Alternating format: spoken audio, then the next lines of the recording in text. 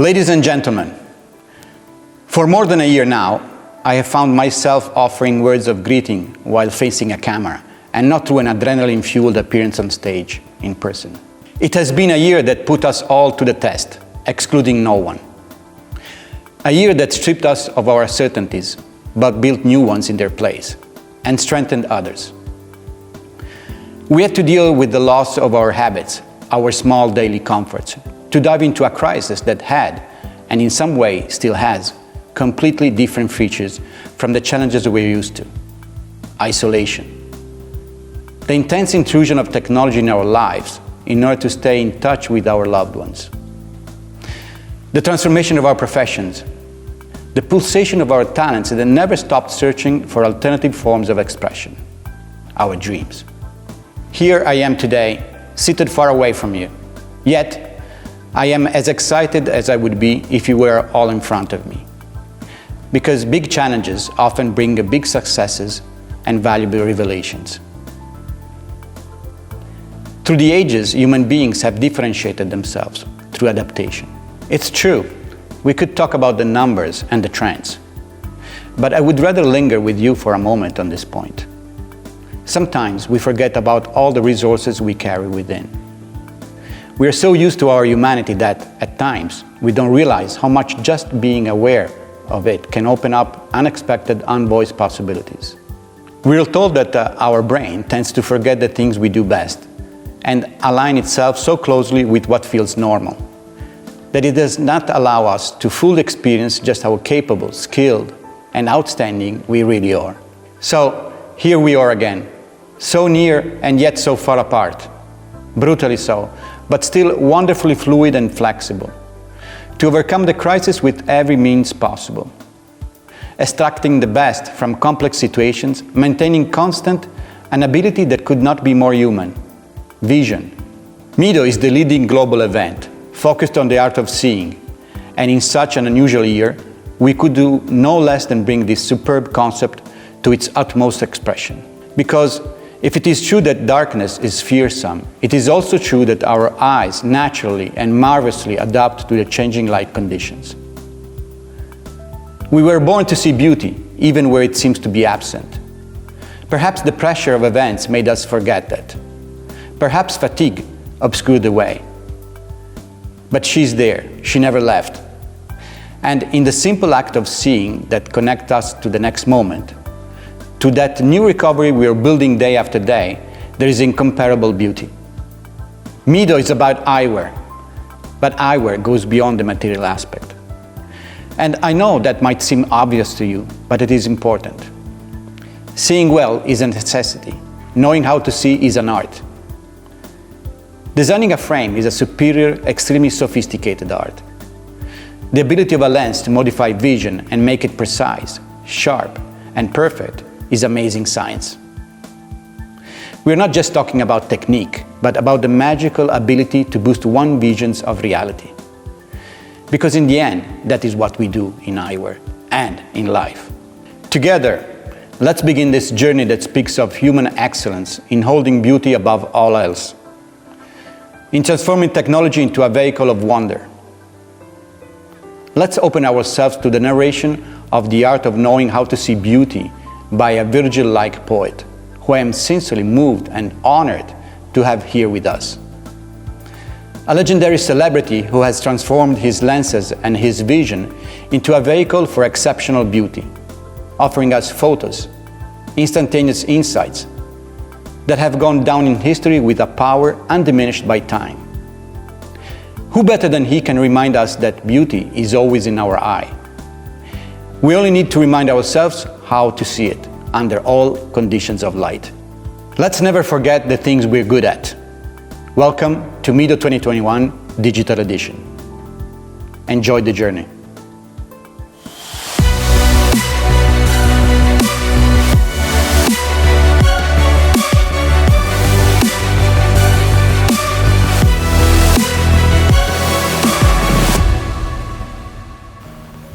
Hello, my name is Albert Watson, and I'd like to tell you just how lucky I've been in my life. I've been able to do so many things. I've seen a small, beautiful sea orchid clinging to life in the dust and survive on a cliff against the wind and fury of the North Atlantic. I've been swimming with dolphins in the South Pacific. I've stood on the Great Wall of China. I photographed the Queen in Buckingham Palace, Alfred Hitchcock in Hollywood, Steve Jobs in his office, even landscapes on the island of Skye, Tutankhamun's gloves in the basement of the Cairo Museum, and I've been emotionally moved standing in front of the drawings of Leonardo da Vinci. I'm not finished yet, however. I plan to go on and on. The beauty of the world is never ending.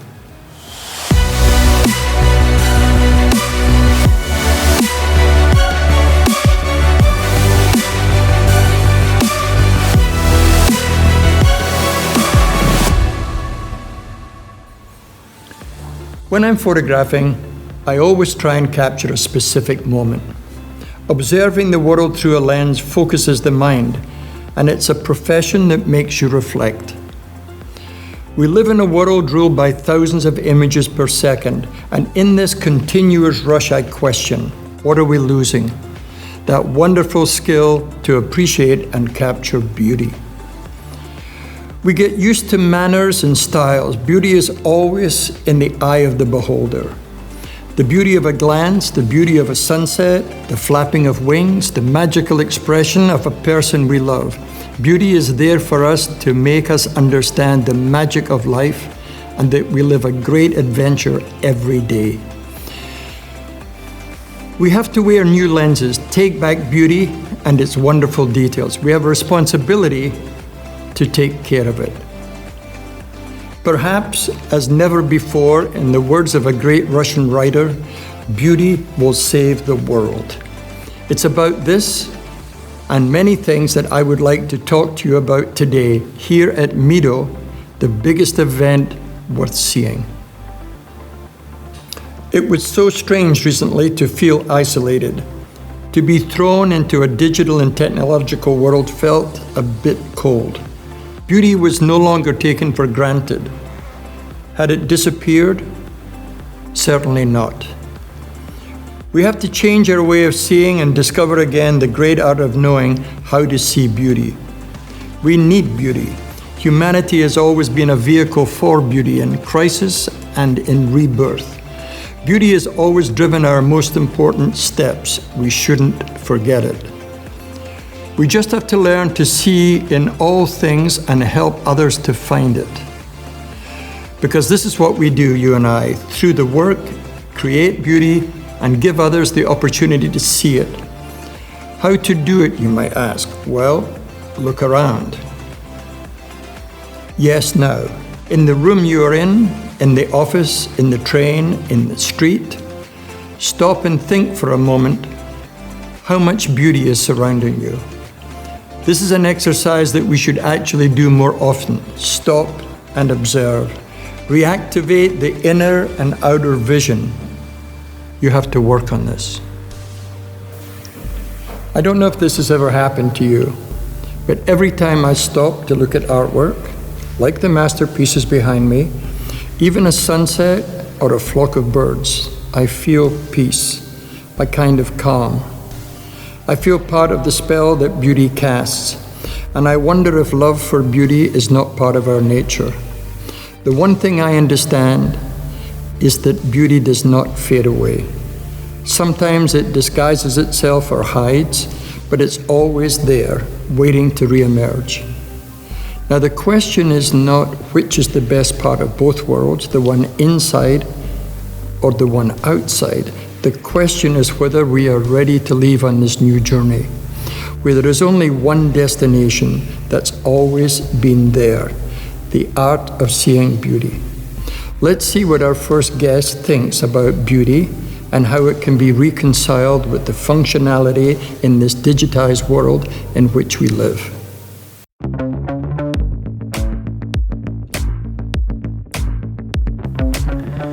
What about the connection between functionality and beauty in a more and more digitalized world? Extremely interesting topic. many brands for sure are thinking how to tackle the future. And when you look a little to the past first, you'll see that the evolution of eyewear and the internet is a little bit comparable. The eyewear, I can't see anymore, I need eyewear. And slowly this shifted to, I do not only want to see better, I want to look better as well. The need shifts to a want. The internet, a little bit the same, starts with a very simple search and browse engine just to find what you needed, whereas nowadays many media all playing together and beautification becomes more and more relevant. And when you think about that beauty, we see two sorts of beauty.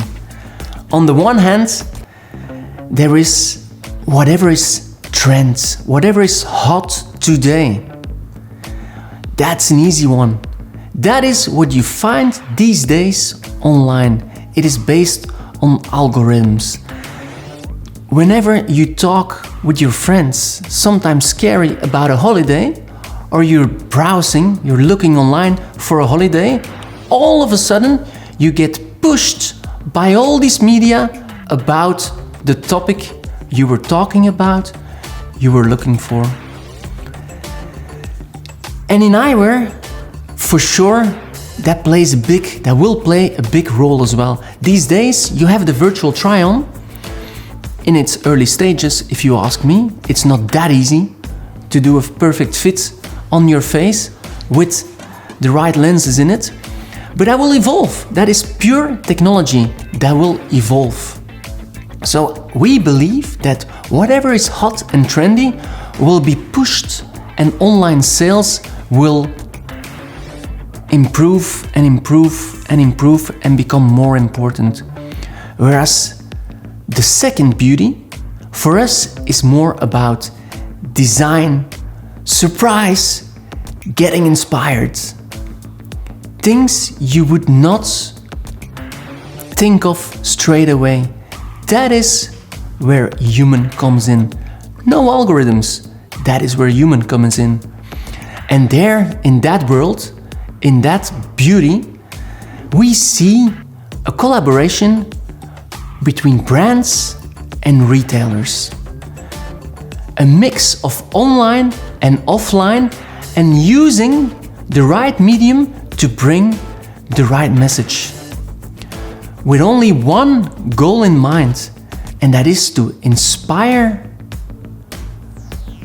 surprise that consumer with design, with beauty. That's how we see it.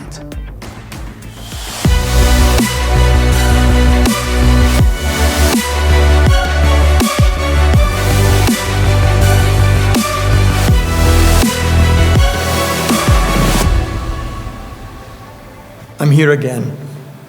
I started alone, and it's nice to see that there are so many of us. As I speak to you from the screen, I often reflect on this period when we have been forced to stay apart. I'm no longer able to touch loved ones and have been forced to make video calls. How many times I have missed being with friends, because seeing each other is a little bit like seeing ourselves. We spend many hours in front of screens, exhausting our eyes, searching for something normal. Yet, there is something electrifying in this new world of technology, allowing us to see and hear each other, even if we are not physically together. We have been relocated in a new world where we can participate remotely and yet still feel actively connected. We're complex, multi-sensory human beings. To see the magic in the eyes of a dear friend when you meet him again, or that expression of disappointment of the friend who's in front of us. Detail is important. I know that well. How much intimacy there is in such moments as we grasp their essence. Being together is so much more than just a physical and sensory fact. I'd like to tell you a story. When I was 17, and during the Edinburgh Festival, I'm from Edinburgh, I'm Scottish, I had seen the movie Dolce Vita. I was 17, and I thought maybe the most perfect looking man, the most beautiful man I'd ever seen was Marcello Mastroianni. And I remember him in his glasses, his sunglasses, and I was convinced that if I put on a pair of sunglasses, I might look like Marcello Mastroianni. So I had this old pair of sunglasses, and I went into Edinburgh, and we had a new coffee shop there. And on the way to the coffee shop, I bought an Italian newspaper. I knew no Italian, but I bought an Italian newspaper. And I sat there in this coffee shop with my Italian newspaper and my sunglasses, sitting back, reading the Italian newspaper. And of course, I was convinced that people would mistake me for Marcello Mastroianni. Of course, this is the kind of dreams you have when you're a teenager. You're always trying to look better maybe than you really are. But in addition to that, of course, I was terrified that some Italian might spot me and come over and speak to me in Italian. And of course, I knew no Italian at all. But it's a fond memory of mine. It's a fond memory of the first time I really was wearing sunglasses to try and make an impression. But it's something that, an incident in my life that I'll never forget. Participation today has a new flavor, a new shape, and gives us a new freedom. For those like me that try and capture moments of wonder and memorability in one shot, the difference is substantial. And I'd like to ask you a question. Do you know what makes a detail that detail? The ability to focus on it and to have a clear vision. I would like to speak of the connections that surround us, real, digital, ethereal, near or far away. Lenses allow our eyes to grasp the details and nuances that matter. The Little Prince said, "The essential is invisible to the eye, if you don't know where to look and what to see." But how capable are we of grasping the needs and expectations of others and looking to the future? Do we really know how to interpret the needs and desires of the new generation? Tune in to them. I think it's not enough to observe, but to know how to see. We're not born to look, we're here to see, grasp, understand, and to act. Let's hear from an expert what direction the eyewear market has taken to meet their needs.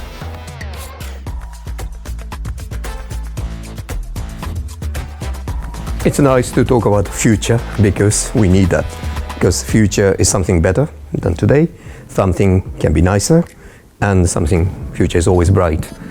And when talking about the needs, yeah, there are needs. There are new needs coming, but also there are old needs unsolved. But we are always having a solution to those needs because this is our profession.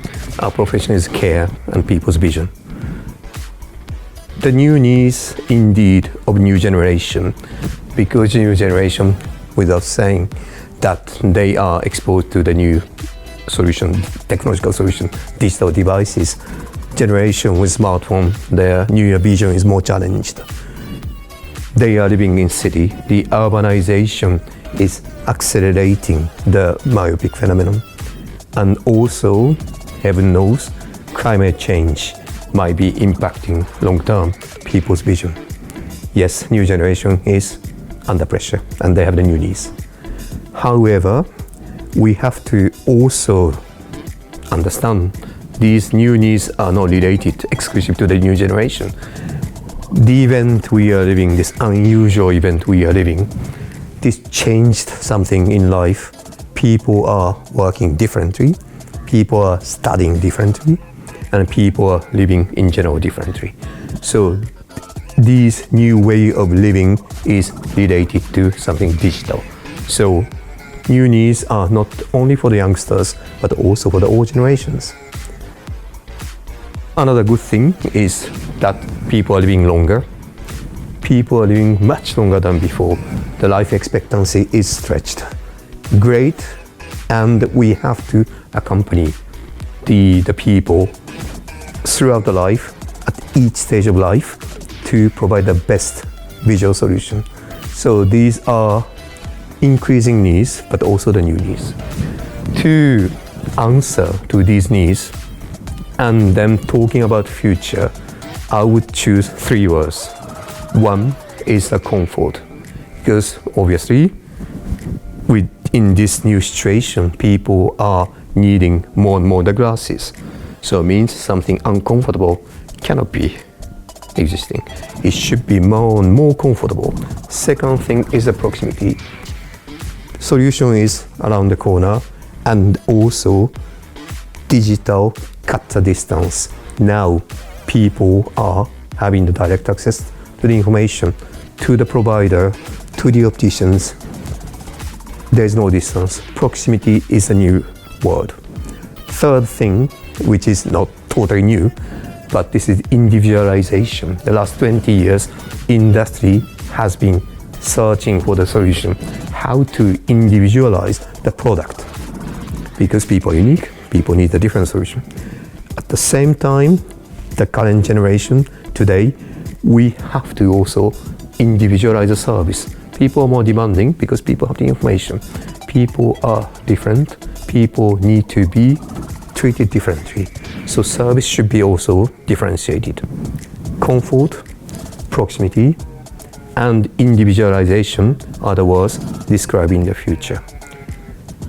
Is our industry, the eye care industry, ready for the future? Yes, because we have been always doing that. And these new needs are the challenge, but we know how to answer, and we are ready. And then the future is around the corner. Merci.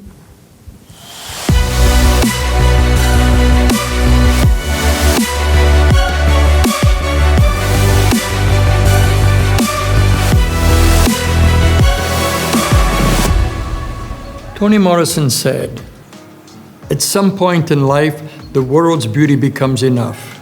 You don't need to photograph, paint, or even remember it. It is enough." She was the first African American to win the Nobel Prize for Literature. We're all part of the natural world, which has made it clear to us that perhaps we're doing something wrong. We are no longer able to wait to live according to the laws of nature, which are made up of cycles, returns, and patience. If the importance of knowing how to grasp details is true, it's equally important to see things in their complexity. We are learning the need to review nature's priorities. But we must strive to extend our visions. It's not enough to plant trees. It's no longer enough to focus our gaze on some aspects and lose others. We must have the courage, the conviction, and the sensitivity to have a new, great overview. In a moment of crisis, the first life raft we look for is the ability to see things from a new angle.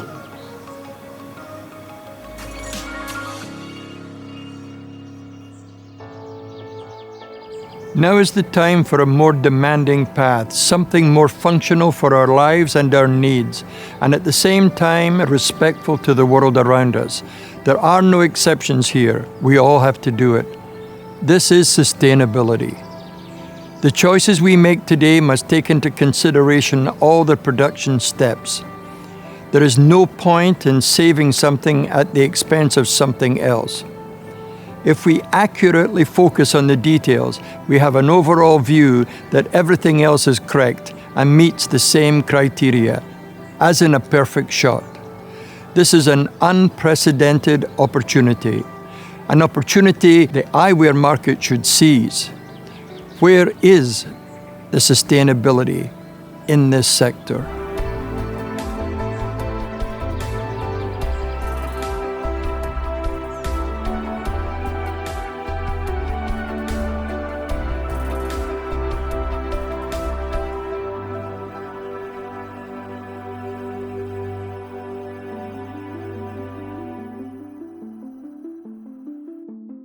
Sustainability in the eyewear industry is becoming a reality, and many players are addressing this topic primarily thanks to the pressure of the young generations. Consumers are always more and more demanding and careful on sustainability, and this awareness is growing in the eyewear industry and in the fashion industry as a whole.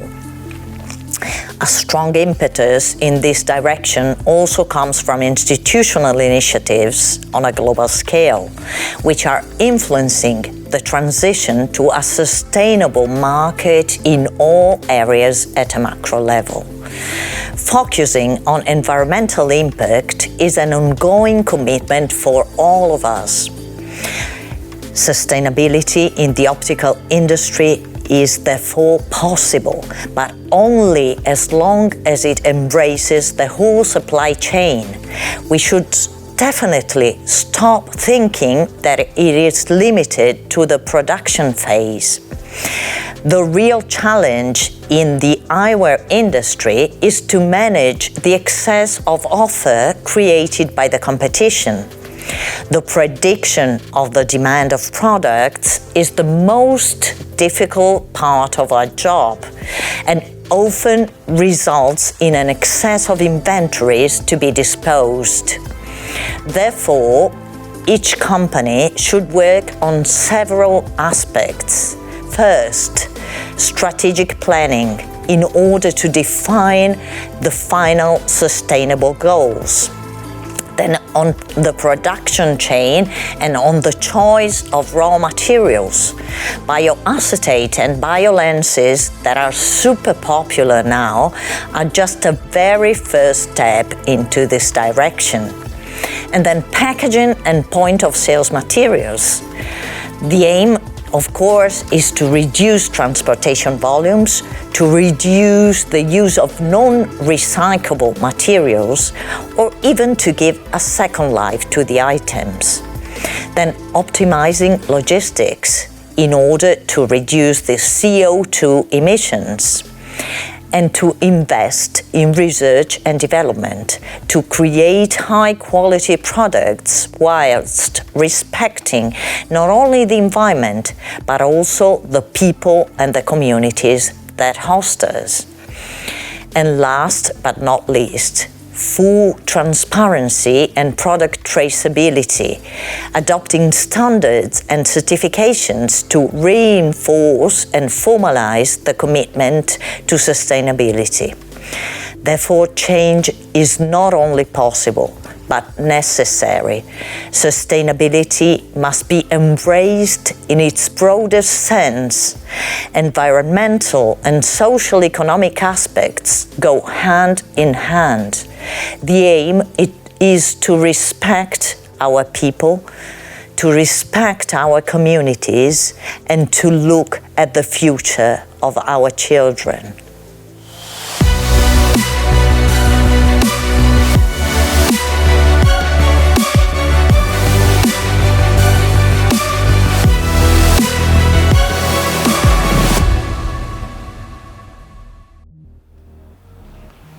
I think I missed something.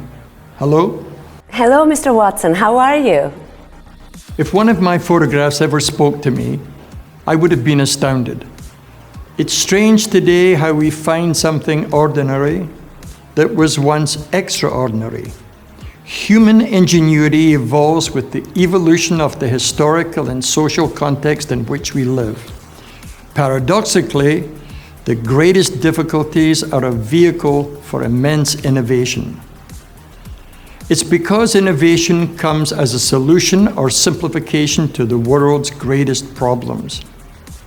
Incentive to find new opportunities is enormous.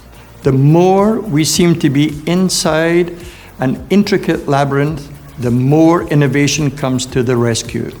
Like a thread of Ariadne, we find a way out, which is never just a way out, but it's an access to a new dimension, to new labyrinths, new challenges that we always and only overcome by innovation. And here we are in the metahuman era. I didn't even notice. 2, 1, prima.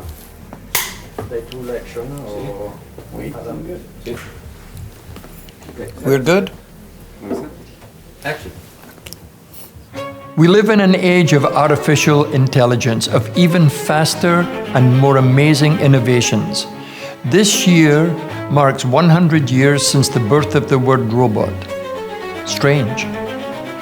Once upon a time, it took years or even centuries to change our lives. Today, it takes moments. So, it's important that those who work in innovation always have a clear and careful vision, to be able to see further, to anticipate not only the needs of the future, but also the problems. At the same time, it's a vision that's always hungry, always curious, and always wants to surprise. Planning the future and innovation can excite and change the lives of millions of people, and is one of the most incredible things in life. Because this is what you do. You give everyone the real opportunity to see. If we talk about the market and industry, there is certainly no need to find a meeting point to combine man, that is craftsmanship, with machines, that is technology. To explain it better, I would like to share something with you.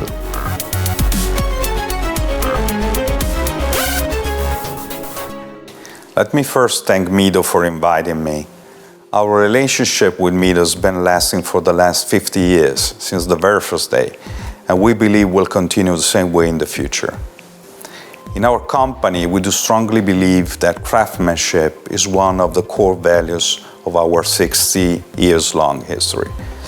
This is mostly because we belong to a manufacturing district in Veneto, Italy, where eyewear, in particular luxury, is the heart of the local economy and in the heart of the people. And that's also why there you can find incredible know-how and skills.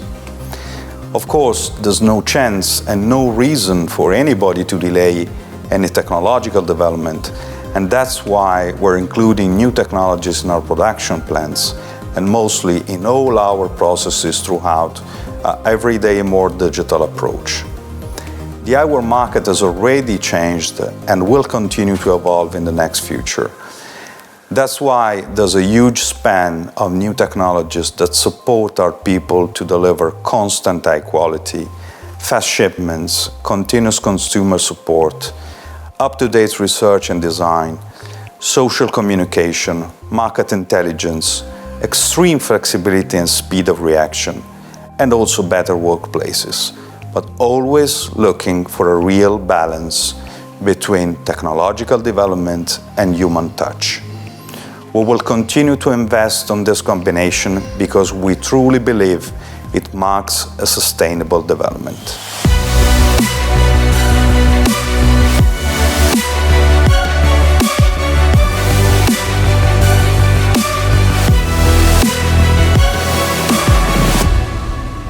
We've traveled through the many phases of reality that change as quickly as our ability to adapt to it. We have reached the grand finale.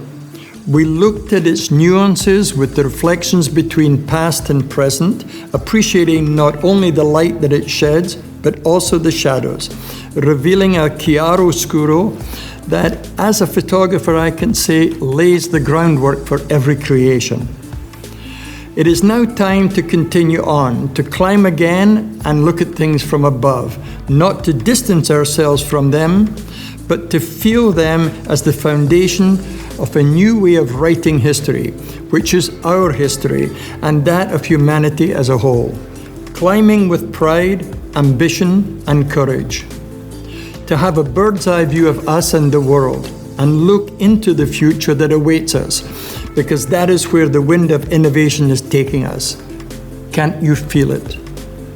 Let's listen to the words that outline this great vision and channel its new perspective to create a masterpiece together. Let's immortalize it within us like a photograph of a lifetime. I told you I was here to do a particular portrait, but let's see what the outlook in the near future is like for the eyewear sector, which is certainly a harbinger of great rebirth. Good afternoon, and thank you for having me. Let me start by saying that I feel incredibly optimistic about what we have in front of us in the eyewear industry, as well as I believe that what we have experienced throughout the pandemic has allowed us to get out of it stronger than we were before COVID-19. There's a couple of areas that I think, in terms of change, are here to stay post-COVID.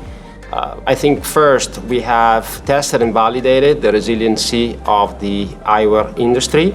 The optical industry has been deemed essential in most countries throughout the planet during the pandemic because of the medical service it delivers, and this has allowed optometrists and opticians to stay open throughout the pandemic in compliance with very strict regulations. Consumers and patients that have gone into these optical stores have felt safe and taken care of throughout the pandemic, and I think that this has significantly raised the level of trust that consumers have in their eye doctor. And I believe that trust is a great enabler and accelerator in any business relationship. Then there's pent-up demand. I think on one hand you have those consumers that needed prescription eyewear pre-pandemic. They will continue to need prescription eyewear post-pandemic. And at the same time, you have new consumers that during the pandemic have realized that they need 4 prescription eyewear, for instance, because they were working from home. So the combination of increased trust together with higher demand, I think, is a great recipe that will allow this industry to thrive in the midterm. I think 2021 is looking strong for all the major players.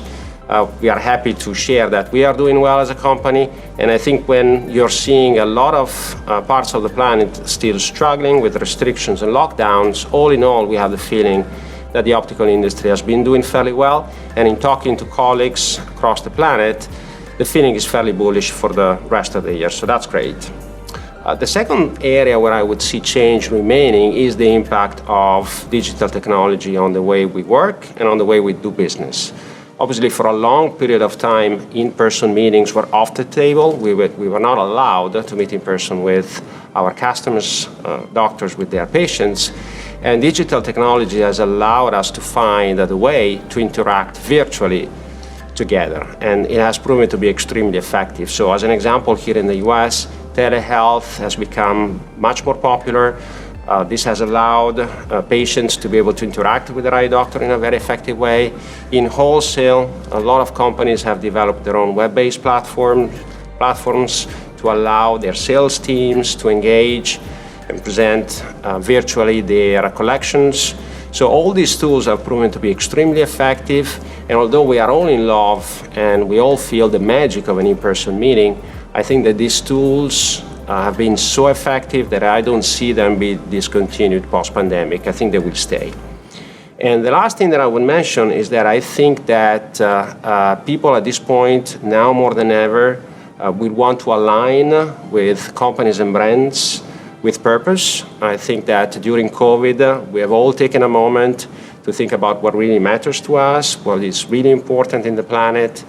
And I think that as these consumers go back to the marketplace and decide to use their purchasing power, they would probably go more toward those brands and those companies that they think are committed to do well and have a positive impact on the world.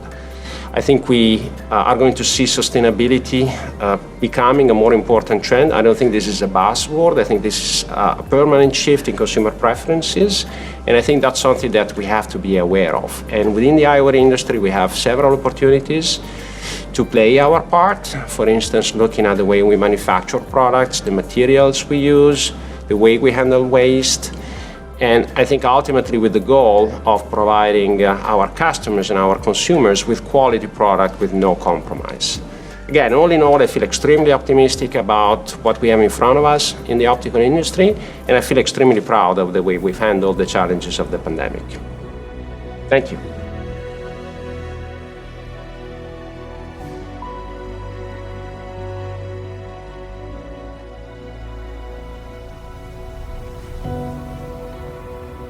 Amazing, amazing. It's so peaceful up here, and yet it has such great energy. There's a whole world of possibilities at our feet and in our head, with the will and desire to be able to achieve them. I feel like a god on Mount Olympus. Yet I'm still human. Let's not forget what we imagine today is what the world will see tomorrow. Live the wonder.